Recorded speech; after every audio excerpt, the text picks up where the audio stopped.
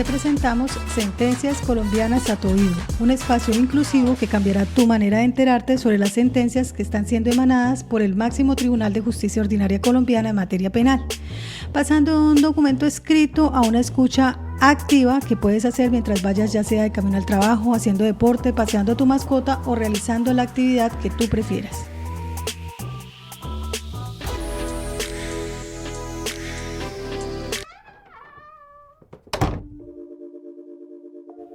Hola,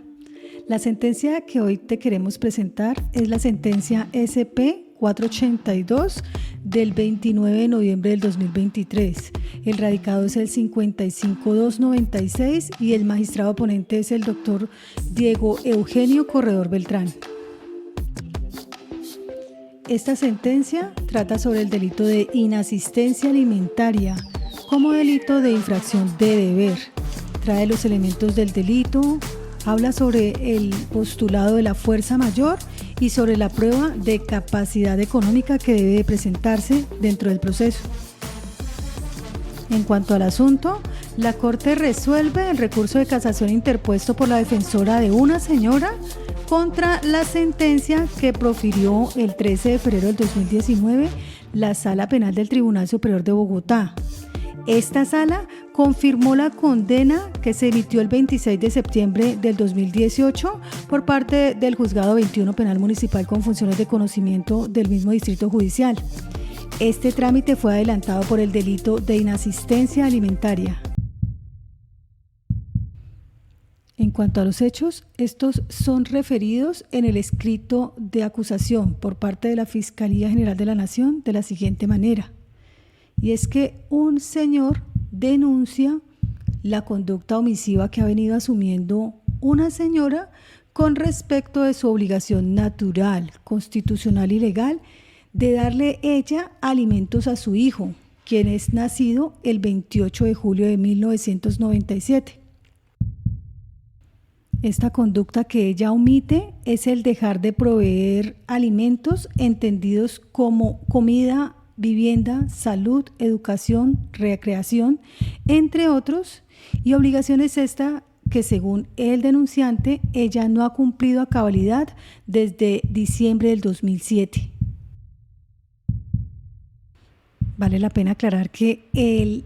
14 de diciembre del 2007, el Juzgado Séptimo de Familia de Bogotá le fijó a ella una cuota provisional de alimentos a favor del niño en la suma de 215.000 pesos. Sin embargo, en marzo del 2009, ese mismo Juzgado de Familia profiere sentencia de alimentos en la que la condena a ella a pagar la suma equivalente al 50% de un salario mínimo legal mensual, y esta obligación ella tampoco la cumplió. Ya pasando a los antecedentes procesales, mediante audiencia preliminar celebrada el 6 de septiembre del 2016, bajo la dirección del Juzgado 46 Penal Municipal con funciones de control de garantías de Bogotá,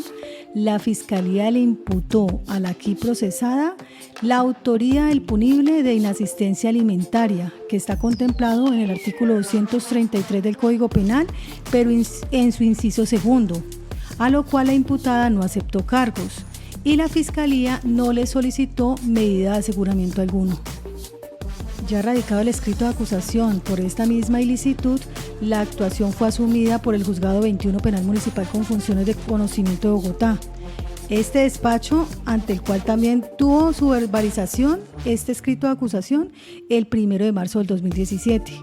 La audiencia preparatoria se cumplió el 24 de mayo del siguiente y el juicio oral se desarrolló en sesiones del 21 de marzo y 4 de julio del 2018. Esta última fecha, el juez de conocimiento anunció el sentido del fallo condenatorio. La sentencia entonces se profiere el 26 de septiembre del 2018 y en ella la judicatura condena a la aquí procesada como autora del punible imputado y le impone la pena de 32 meses de prisión, una multa de 20 salarios mínimos legales mensuales vigentes e inhabilitación para el ejercicio de derechos y funciones públicas por el mismo lapso de la intramural,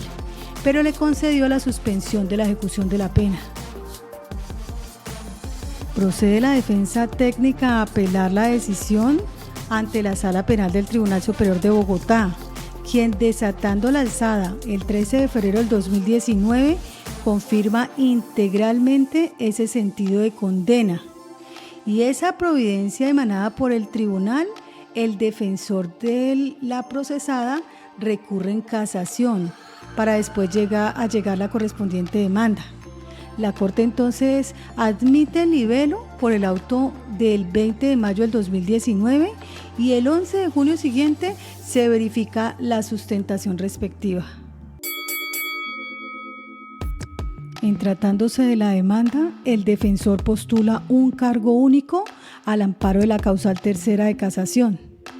Entonces este recurrente acusa la violación indirecta de la ley sustancial derivada de un error de hecho por falso raciocinio en la valoración de la prueba testimonial de cargo, tanto del hijo como de 3 personas que participaron en el juicio oral. Procede este abogado a transcribir los testimonios practicados en juicio y la estimación efectuada por el tribunal frente a cada uno de esos testimonios. A continuación, entonces, él reprocha que las instancias presumieran que la procesada tenía capacidad económica para cumplir con la obligación alimentaria en favor de su hijo. Considera este defensor que el yerro del adquen consiste en suponer que por el hecho de que la procesada era profesional, o sea, una trabajadora social, necesariamente entonces ella debía tener trabajo o empleo y en consecuencia ingresos económicos permanentes y por ende debía cumplir con la obligación alimentaria de la misma manera, es decir, permanentemente. No obstante, él agrega, no se tuvo en cuenta que su trabajo no era constante y que muchas veces ha estado desempleada, tal como lo refirió en su juicio la hermana de ella. Él explica que la equivocada inferencia que hizo el tribunal fue la siguiente: todo el que es profesional tiene trabajo seguro, estable y capacidad económica. La procesada es profesional. Luego entonces, si la procesada es profesional, se concluye que tiene trabajo seguro y estable y por ende capacidad económica. Arguye además que a la procesada se le responsabiliza de una situación de la cual ella también es víctima, en su concepto según las altas cifras de desempleo registradas por el DANE, al ella verse privada de un trabajo estable para solventar sus obligaciones de todo orden, no por falta de su propia voluntad. Y de ese modo, el ingrediente normativo sin justa causa establecido en el artículo 233 del Código Penal no se hace evidente al no contar ella con un mínimo de condiciones económicas que le permitan cumplir con la obligación alimentaria. Añade además que el incumplimiento de ella no fue absoluto, pues así lo relató su propio hijo en juicio. Respondía en la medida de sus posibilidades y capacidad económica, aunque fuera de manera esporádica. Es decir, si bien no cumplía de manera constante, no quiere decir que no lo hiciera, lo cual conlleva a concluir que no se sustrajo del cumplimiento de la obligación alimentaria sin justa causa, como lo definió el juez plural. Y por último, considera que si el tribunal hubiese aplicado la regla de la experiencia, según la cual no todo el que es profesional tiene trabajo ni tampoco capacidad económica, habría proferido sentencia absolutoria en aplicación del principio de indubio pro reo. Por lo tanto, solicita a la Sala casar la providencia de segunda instancia y, en consecuencia, dictar un fallo de sustitución absolutorio en favor de su prohijada. Y ya en la audiencia de sustentación, este casacionista, a través de su síntesis, ratifica el cargo y la argumentación expuesta en la demanda. Ya en tratándose de los no recurrentes, en particular la Fiscalía, por intermedio del fiscal primero delegado ante esta corporación, cita las sentencias de la Corte Constitucional C-237 de 1997 y las de la Corte Suprema de Justicia, la SP 1984 del 2018, mayo 30 del 2018, radicado 47107, y expone este fiscal que le asiste razón al censor, pues el fallo condenatorio está soportado sobre un falso raciocinio, como quiera que las pruebas practicadas en juicio no arrojan el conocimiento más allá de toda duda razonable sobre la capacidad económica de la procesada. Para este fiscal no se pueden soslayar los testimonios, tanto del afectado como de su padre, quienes reconocieron que la procesada en algunas pocas oportunidades cumplió con su obligación de manutención, o sea, dinero, especies, aportes económicos para suplir parte de las necesidades de su hijo. Este fiscal también expresó que el errado razonamiento del tribunal consiste en señalar que la formación profesional de la acusada y el hecho de haber sido contratista de algunas entidades estatales, esto último a partir de su propia manifestación, son elementos suficientes para considerar que en todo momento tuvo capacidad económica para cumplir la obligación alimentaria. Explica que tener una profesión, un arte o un oficio no significa que siempre o casi siempre la persona está vinculada laboralmente.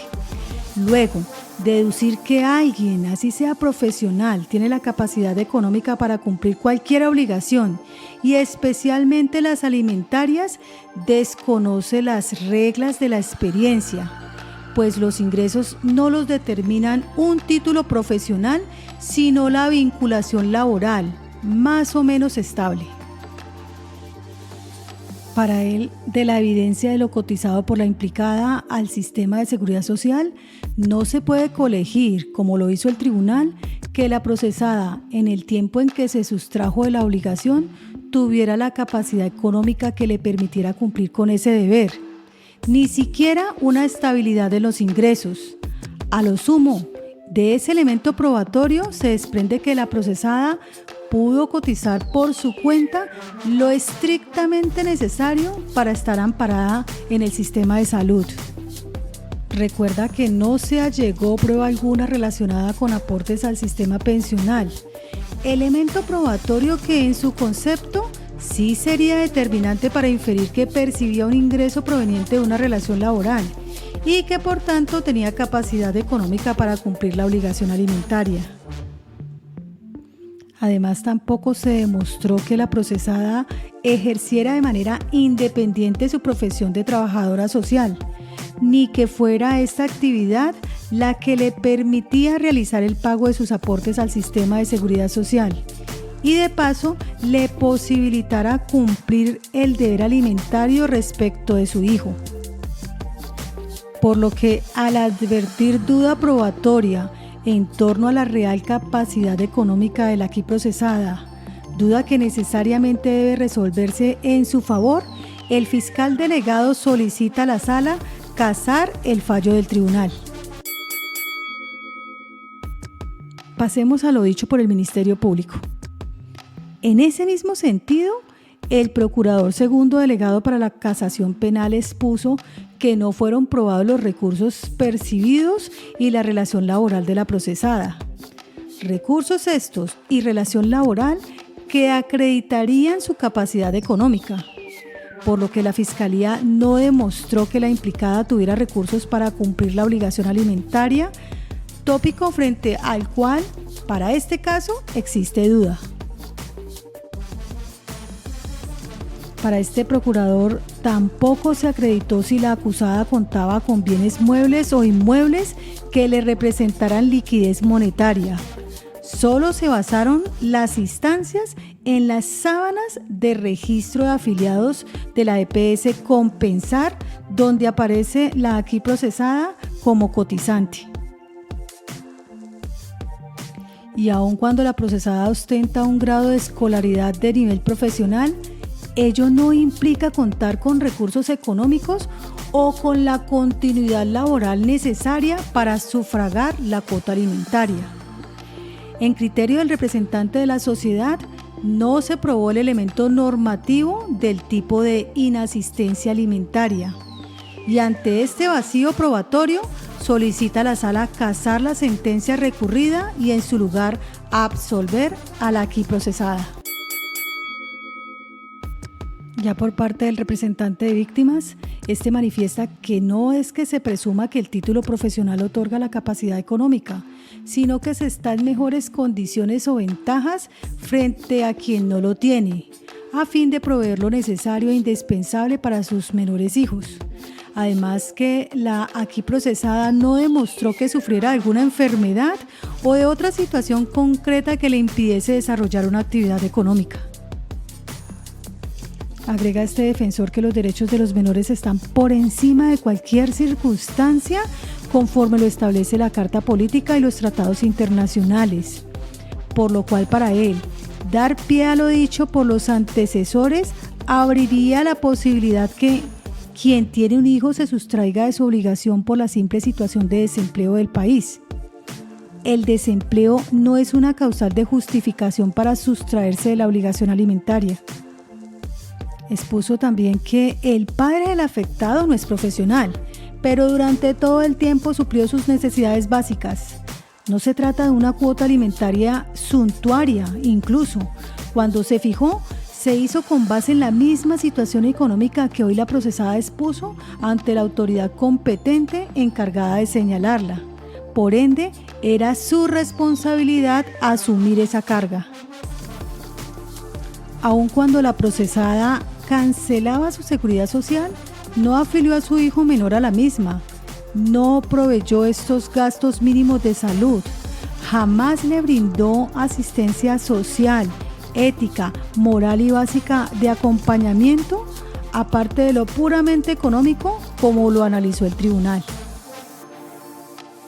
Y por tales consideraciones, el representante de víctimas solicita a la Sala no casar la sentencia recurrida, pues el adjuen no solo se refirió concretamente a la capacidad económica de la acusada, sino que mencionó un conjunto de prestaciones económicas y morales a favor del menor de edad, que la procesada no cumplió. Procede aquí la Corte a presentar sus consideraciones, exponiendo primeramente una precisión inicial sobre la admisión de la demanda. Se centra seguidamente en el punible de inasistencia alimentaria, prosigue delimitando el problema jurídico para por último centrarse en el caso en concreto. Y es que la Corte ha sostenido que cuando la demanda de casación ha sido admitida, le corresponde examinar de fondo los problemas jurídicos propuestos por el recurrente, con independencia de los defectos de orden formal que puedan exhibirse en su formulación, los que se entienden superados con el fin de verificar la legalidad de la decisión judicial y garantizar la realización de los fines del recurso, en especial los dirigidos a la búsqueda de la efectividad del derecho material, el respeto de las garantías de quienes intervienen en la actuación y la reparación de los agravios inferidos a las partes. Esto de acuerdo al artículo 180 de la Ley 906 del 2004. Es por eso que en el obligado examen que el asunto de la especie concita, a fin de verificar si el tribunal incurrió en violación indirecta de la ley sustancial por error de hecho en la valoración probatoria por la cual declaró la responsabilidad de la aquí procesada en el delito de inasistencia alimentaria, la Corte primero recordará algunos elementos pertenecientes a la descripción típica del punible previsto en el artículo 233 del Código Penal. Segundo, reconstruirá el fundamento de condena en el fallo impugnado. Tercero, verificará si el escrutinio probatorio da cuenta de alguna infracción constitutiva del yerro fáctico. Y cuarto, de ser así, examinará si los errores de apreciación o valoración impactan las bases fundantes de la condena.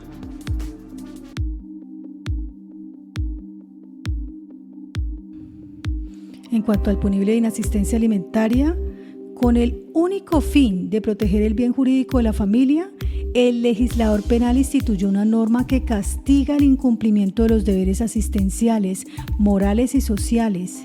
consagrado en el artículo 233 del Código Penal, modificado por el artículo 1 de la Ley 1181 del 2007, denominado inasistencia alimentaria y regulado así: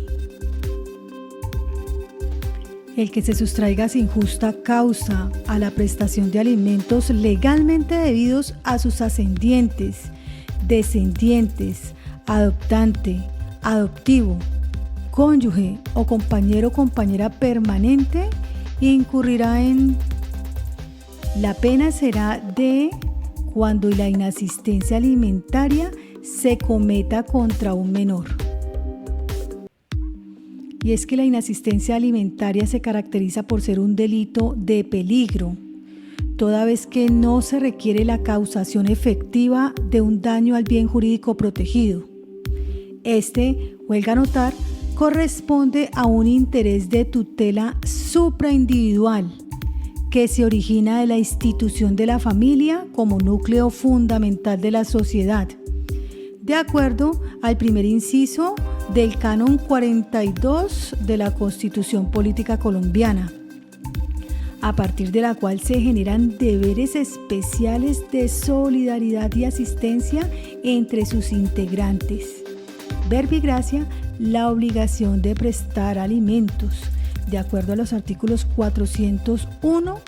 del Código Civil y 24 de la Ley 1098 del 2016,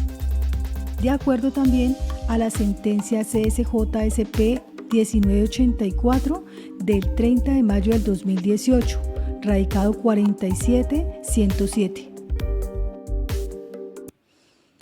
Recordemos que es esa Ley 1098 del 2006 por la cual se expide el Código de la Infancia y la Adolescencia, y es el derecho a los alimentos, en donde se determina que los niños, las niñas y los adolescentes tienen derecho a los alimentos y demás medios para su desarrollo físico, psicológico, espiritual, moral, cultural y social, de acuerdo con la capacidad económica del alimentante. Se entiende por alimentos todo lo que es indispensable para el sustento, la habitación, vestido, asistencia médica, recreación, educación o instrucción y en general todo lo que es necesario para el desarrollo integral de los niños, las niñas y los adolescentes. Los alimentos comprenden la obligación de proporcionar a la madre los gastos de embarazo y parto. Bien se advierte entonces que el daño social de la conducta, al margen de los perjuicios concretos que puedan producirse en quien se ve desprovisto de alimentos por su alimentante, radica en la desestructuración de uno de los componentes esenciales de la familia, esto es el deber de asistencia entre sus integrantes. La Sala ha entendido la inasistencia alimentaria como delito de infracción de deber, por cuanto no atiende la naturaleza externa del comportamiento del autor, resultado en el mundo exterior, sino que se centra en el incumplimiento del deber especial que le incumbe, esto es, las prestaciones ligadas a un determinado rol social, en este caso, el del alimentante. Esto de acuerdo a la sentencia CSJSP 405 del 2001, radicado 56992. Y es que al precisar los contornos del bien jurídico protegido con el delito de inasistencia alimentaria, la Corte Constitucional en sentencia C237 de 1997 señaló: la inasistencia alimentaria tiene como fundamento el deber de solidaridad que une a los miembros de una familia y como finalidad garantizar la subsistencia de los beneficiarios. Por tanto, el bien jurídico que se protege no es el del patrimonio económico, sino el de la familia, pues pese a que la obligación finalmente se traduce en una suma de dinero, no se castiga a quien incumple por defraudar el patrimonio ajeno, sino por faltar a un compromiso nacido del vínculo de parentesco que pone en peligro la subsistencia del beneficiario y la estabilidad de la familia. La reiterada jurisprudencia de la Sala ha definido que la conducta punible de inasistencia alimentaria se estructura a partir de los siguientes elementos. Primero, la existencia del vínculo o parentesco entre el alimentante y el alimentario, del cual surge el deber legal de proporcionar alimentos. Segundo, la sustracción total o parcial de la obligación alimentaria. Y tercero, la inexistencia de una justa causa, de modo que el incumplimiento ocurra sin motivo o razón que lo justifique. Esto es, el dejar de hacer lo que se debe hacer tiene que ser infundado, inexcusable. Esto lo traen las sentencias CSJSP del 2006, radicado 21023, y CSJSP 19806 del 2017, radicado 44758. Esa justificación ha de ser constitucional y legalmente admisible, máxime cuando la víctima es un menor de edad, cuyos derechos fundamentales se reputan prevalentes. Esto de acuerdo al Canon 44 de la Constitución Política, en consonancia con el principio de interés superior de los niños, las niñas y los adolescentes, que se encuentra en el artículo 9 de la Ley 1098 del 2006. Por su parte, con respecto al examen sobre el carácter justo o injusto de la infracción al deber de inasistencia alimentaria, en Providencia CSJSP 1984 de mayo 30 del 2018, radicado 47107, la Sala explicó que resulta fundamental la determinación de las posibilidades fácticas y jurídicas del obligado para suministrar alimentos. Sobre ese particular, la Sala, siguiendo la jurisprudencia constitucional, la 237 del 97, ha precisado que el deber de asistencia alimentaria se establece sobre dos requisitos fundamentales. Primero, la necesidad del beneficiario y segundo, la capacidad económica del deudor, quien debe ayudar a la subsistencia de sus parientes, sin que ello implique el sacrificio de su propia existencia. Es en ese sentido, cuando la gente incumple su obligación, no por voluntad suya, sino por haber mediado una circunstancia de fuerza mayor, como lo es la carencia de recursos económicos, en ese sentido, mal puede deducirse su responsabilidad penal. Esto por cuanto la punibilidad de la sustracción de la obligación de prestar alimentos no puede transgredir el principio jurídico cifrado en que nadie está obligado a lo imposible. Esto lo trae la sentencia CSJSP del 4 de diciembre del 2008, radicado 28813, reiterada entre muchas en la sentencia CSJSP 2771 del 2022, radicado 61823. Y entonces ya al adecuarnos en el caso en concreto, recordemos que se sustrajo de la controversia de este asunto la existencia de la obligación alimentaria por parte de la aquí procesada con respecto de su hijo, la cual estaba originada en su vínculo filial y la edad del entonces menor de edad, que había nacido el 28 de julio de 1997. Todo esto fue objeto de estipulación por las partes. Tampoco se discute que el 14 de diciembre del 2007, el Juzgado Séptimo de Familia del Circuito de Bogotá provisionalmente le impuso a la aquí procesada una cuota alimentaria en favor de su menor hijo por la suma de 215.000 pesos. Cuota esta que el 12 de marzo del 2009 se fijó definitivamente por el mismo despacho judicial en la suma equivalente al 50% de un salario mínimo legal mensual. Igualmente, no se rebate el incumplimiento parcial atribuido a la aquí procesada. En tanto, las contribuciones económicas efectuadas para el sostenimiento y manutención de su hijo durante el periodo objeto de juzgamiento fueron significativamente inferiores a las que le correspondía sufragar. En ese contexto, la discusión está referida al ingrediente normativo, entre comillas, sin justa causa. Concretamente respecto a la capacidad económica de la acusada, como quiera que para la defensa, argumento compartido por los delegados de la Fiscalía y el Ministerio Público en la audiencia de sustentación del recurso de acusación, para la defensa, contrario a lo considerado por el tribunal, de los elementos materiales probatorios allegados al plenario, no emerge demostrada tal circunstancia.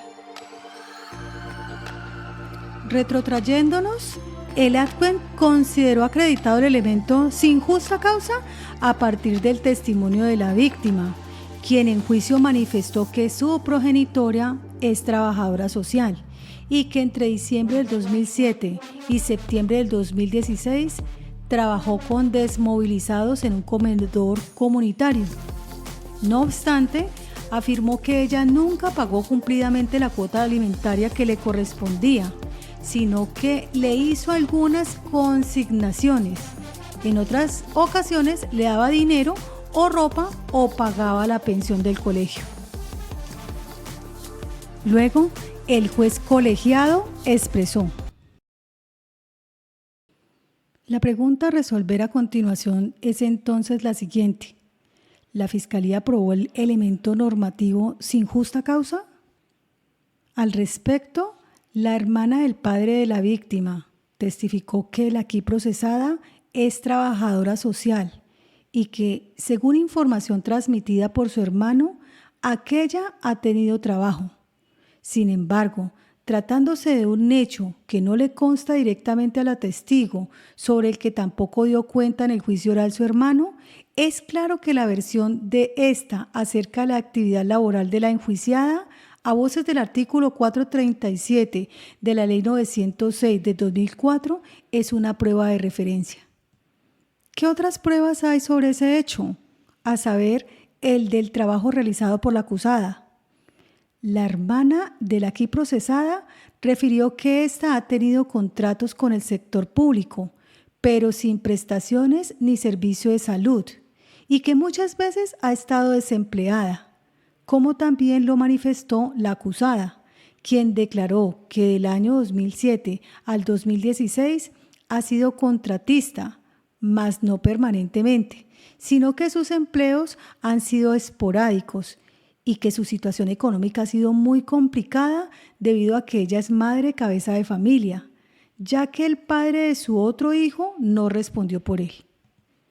De otra parte, se incorporó documentación según la cual, salvo unos pocos meses, la procesada siempre ha cotizado en Compensar EPS y Famisanar EPS, al paso que, según lo que aparece en la sentencia proferida por el Juzgado Séptimo de Familia de Bogotá, en la demanda se afirmó que aquella era trabajadora social y que devengaba un salario mínimo legal. Adicionalmente, a juzgar por la información contenida en la sentencia del Juzgado Séptimo de Familia de Bogotá, en la audiencia efectuada el 29 de julio del 2008,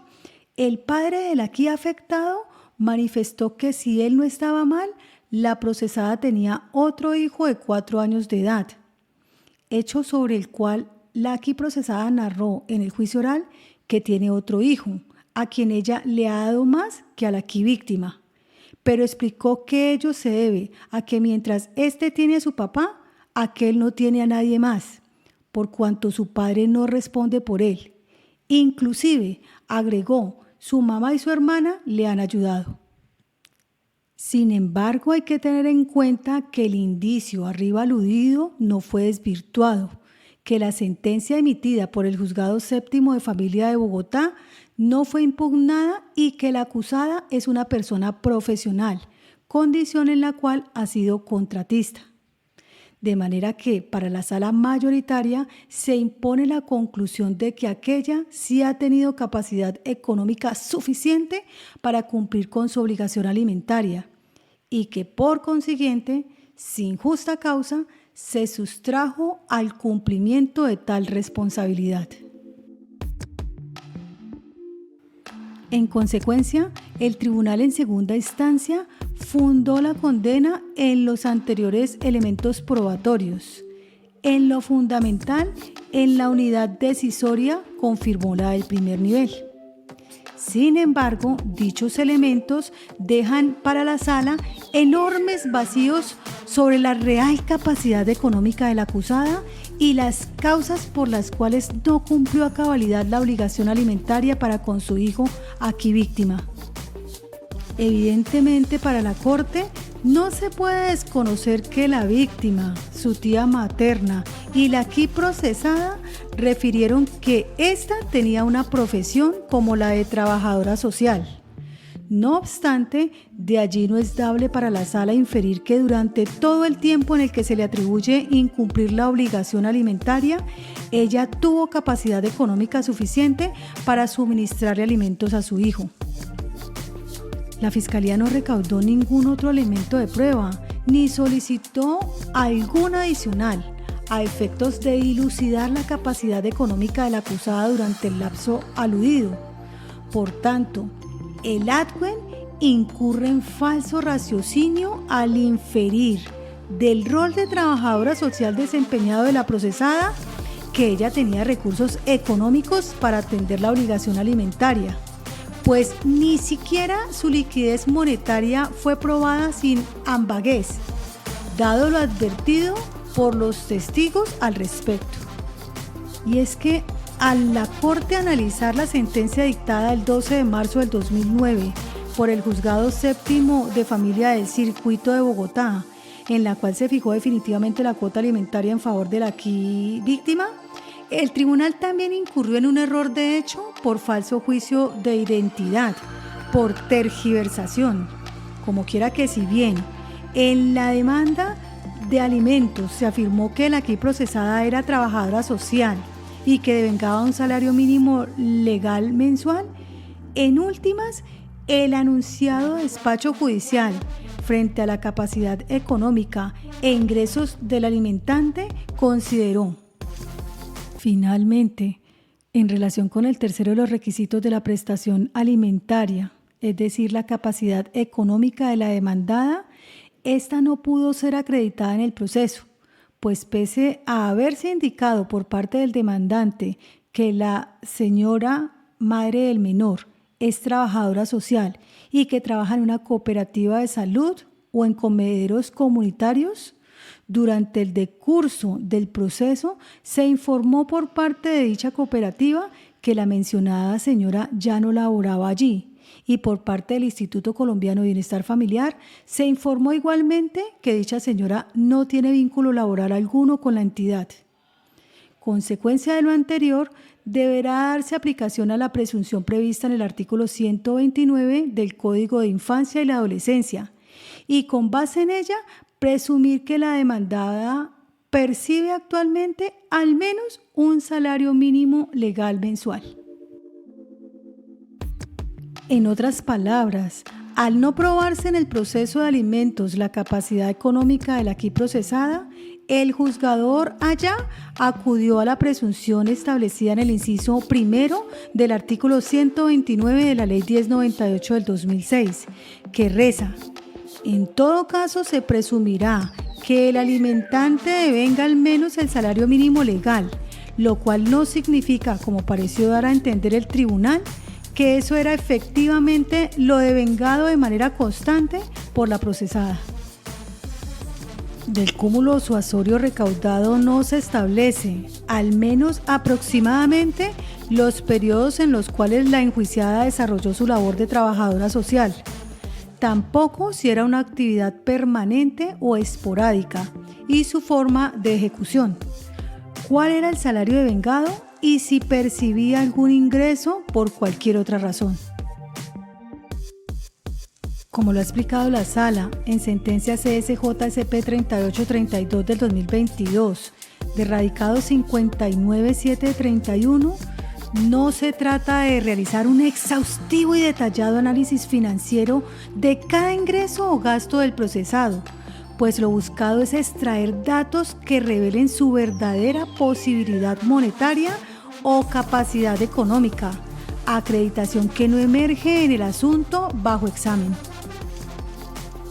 Desde luego, la experiencia enseña que, por lo general, quien trabaja como prestación de sus servicios recibe un salario.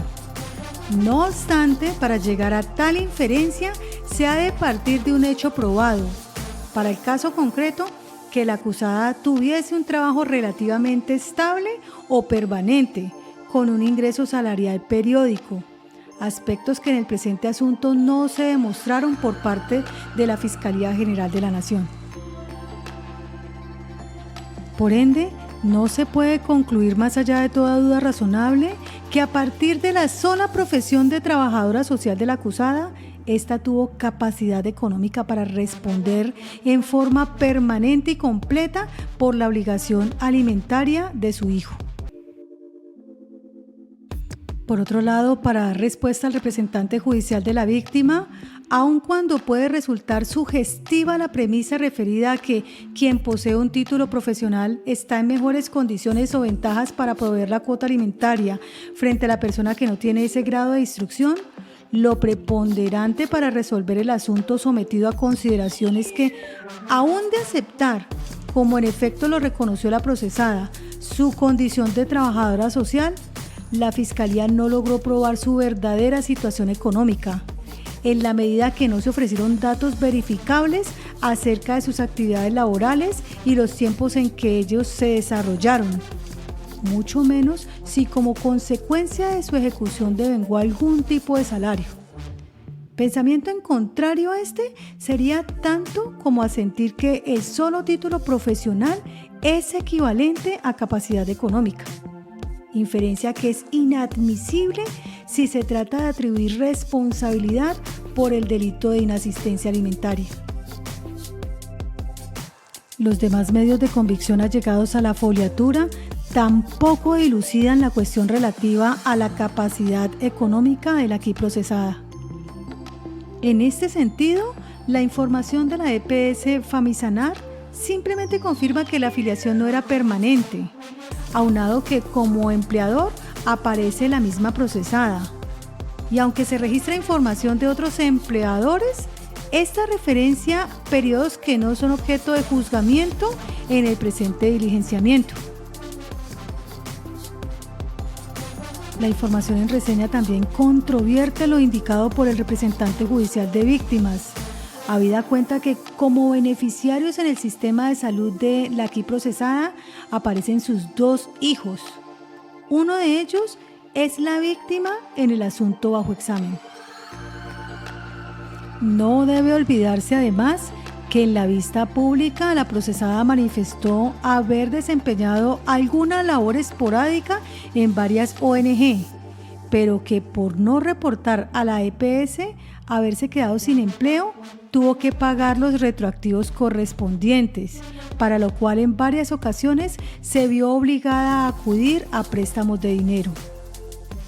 Esto se compagina con la información recaudada del FOSIGA y la llegada a la foliatura, como evidencia de la Fiscalía, pues no de otra manera se entiende que de una fecha de afiliación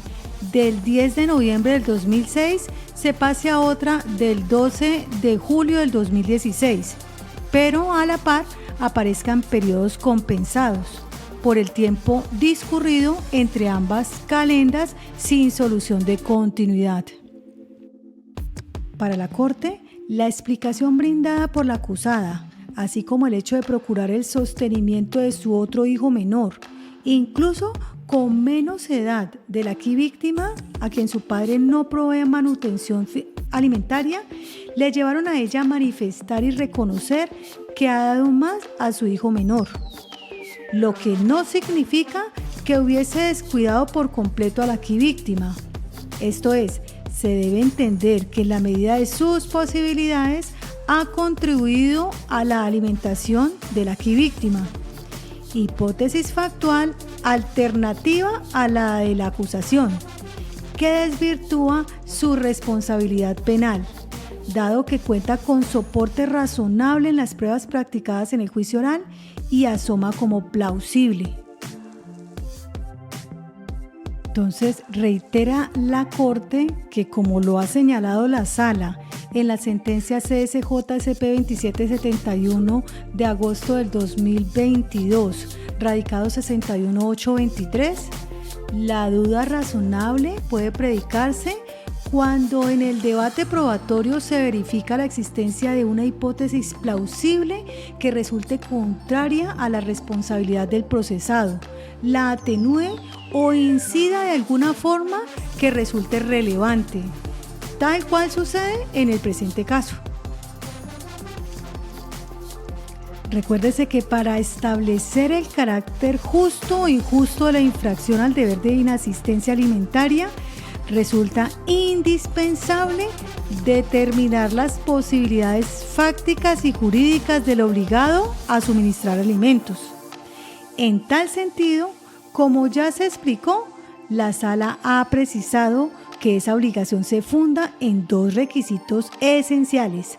la necesidad del beneficiario y la capacidad económica del deudor, sin que ello implique el sacrificio de su propia existencia. La Corte ha reiterado que para la configuración del delito de inasistencia alimentaria se exige acreditar la capacidad económica en carga probatoria que corresponde a la Fiscalía. De lo contrario, la justificación del incumplimiento del deber alimentario se mantiene fundada en la presunción constitucional de inocencia, que no fue desvirtuada en el presente asunto. Y es que no se desconoce que en un escenario como el que se juzga, subyace la mayor preocupación por los efectos que puede generar una situación de desamparo provocada por la omisión de un deber legal, sobre todo tratándose de un menor de edad, por el carácter prevalente de sus derechos y su especial protección. Con todo, no es viable cimentar una sentencia condenatoria sobre bases probatorias deleznables, máxime que en casos como el presente se correría el riesgo de afectar la situación de otro menor de edad, efecto colateral que mal podría hacerse pender de una decisión adversa a la implicada carente de solidez probatoria. Esto de acuerdo a la sentencia SP 3832 del 2022, radicado 59731. Y en ese contexto para la Corte surge evidente la precariedad investigativa del ente persecutor, el cual no acreditó más allá de toda duda razonable la capacidad económica de la aquí procesada. Por contera, no está demostrado que la desatención del deber alimentario de su hijo menor, aquí víctima, entre diciembre del 2007 y septiembre del 2016, obedezca al deliberado propósito de omitir tal obligación. Y en suma, ante los yerros de apreciación y valoración probatoria detectados, que llevaron al tribunal a presumir la capacidad económica de la acusada para proporcionar alimentos, en coincidencia con el criterio del recurrente y de los delegados de la Fiscalía y del Ministerio Público ante esta corporación, con aplicación al principio de indubio pro reo, la Corte casa el fallo impugnado, dado que no fue posible establecer el grado epistemológico requerido por la ley para condenar. Y en contrario, existe duda razonable sobre la responsabilidad de la aquí procesada en el delito de inasistencia alimentaria. Y en su resolución, la Corte procede a casar la sentencia, a absolver a la aquí procesada por el punible de inasistencia alimentaria, a cancelar los registros, anotaciones y órdenes de captura y medidas previas de carácter real o personal que se hubiesen dispuesto en contra de la implicada por cuenta de este proceso. Estimados suscriptores, es aquí donde terminamos el relato de este capítulo. Les agradecemos infinitamente su tiempo. Les invitamos a suscribirse al canal, a darle like y los esperamos en nuestro próximo episodio.